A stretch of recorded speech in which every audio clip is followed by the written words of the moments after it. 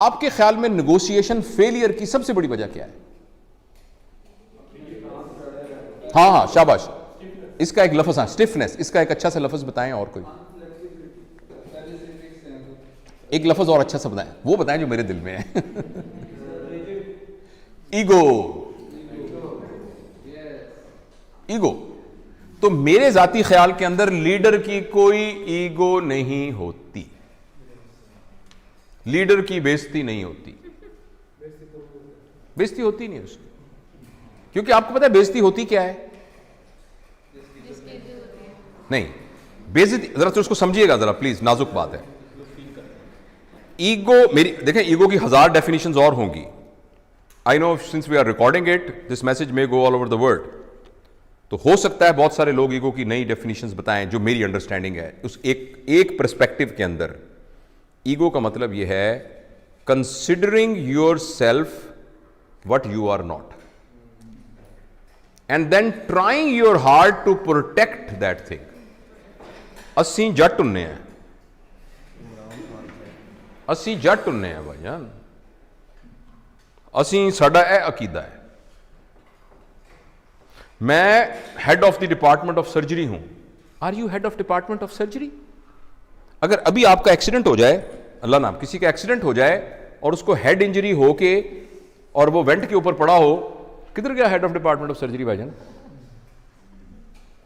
It's only a software which is in your mind. किधर गया? मैं जट हूं, मैं फलां हूं, मेरा वो अकीदा है, मेरा ये अकीदा है। दिस इज, गौर से सुनिएगा मेरा फिक्रा, considering yourself what you are not and then trying to protect it. मैं वार्ड का प्रोफेसर हूं, you are actually not. आपका नाम जावेद इकबाल है, आप जावेद इकबाल हैं। आपको रिस्पॉन्सिबिलिटी दी गई है head of department of surgery की, जो कुछ अरसे के बाद आपसे ले ली जाएगी, और आपसे पहले भी एक बंदे को दी गई थी। So if I am head of department of surgery, I forget that I am Javed Iqbal.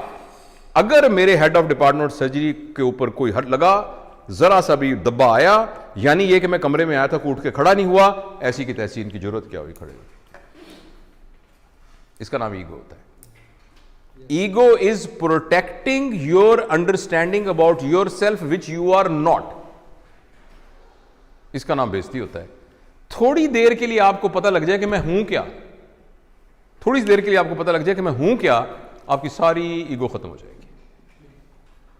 और सच भी यह कि हम कुछ भी नहीं है। और अगर आप इजाजत दें और थोड़ी देर के लिए ट्राई करना चाहें, मैं जरा मास्क ले लूं क्योंकि मैं आपके जरा करीब आ रहा हूं 6 फुट के डिस्टेंस से। अगर फर्ज करें मैं ऐसे मिसाल के तौर पे कह रहा हूं, आपको सिर्फ यह कहूं कि मुंह आपका बंद कर दूं और नाक भी बंद कर दूं, सिर्फ आपको पता है हवा के अंदर ये जो मॉलिक्यूल फिर रहा है ऑक्सीजन का, जो कि हवा से निकल के आपके नाक के थ्रू आपके लंग्स में गया, और लंग्स से फिर आपकी मेम्ब्रेन से क्रॉस होता हुआ ब्लड में गया, और ब्लड से आपके ब्रेन में गया, और आप अलर्ट हुए। इसको कितनी देर के लिए रोक लें, the human being will become a carrot, जिसको वेजिटेटिव फॉर्म कहते हैं। आपने सुना वेजिटेटिव फॉर्म? वो वेजिटेबल क्या होती है? कैरेट होती है ना, मूली और गाजर होती है।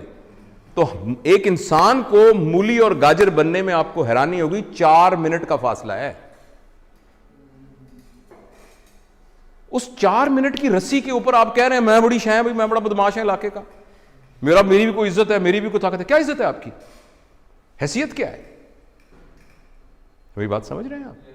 हाँ, मैं आपको असहाबा के वाकया में से एक वाकया सुनाता हूं।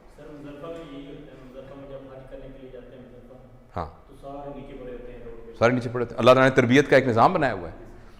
नबी करीम सल्लल्लाहु अलैहि वसल्लम के ज़माने के काफ़ी ज़माने के बाद जब लोगों के पास पैसा वैसा आ गया था, थोड़ी हुई थी, तो एक ज़माने के पता है उस्मान का ज़माना था या अली का या अबू बकर का रज़वानुल्लाह अलैहिम अजमाइन, तो किसी बात पर एक सहाबी ने कहा मेरी भी कोई इज़्ज़त है।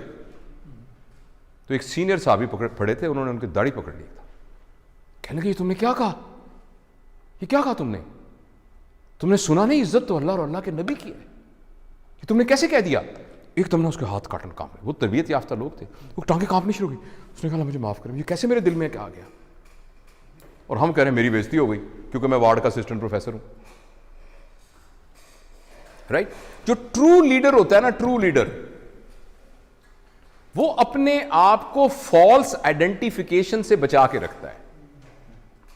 वो ये कहता है कि मैं यहां का लीडर हूं, मेरी रिस्पॉन्सिबिलिटी में ये आया है, मैं ये नहीं हूं जो सही लीडर है।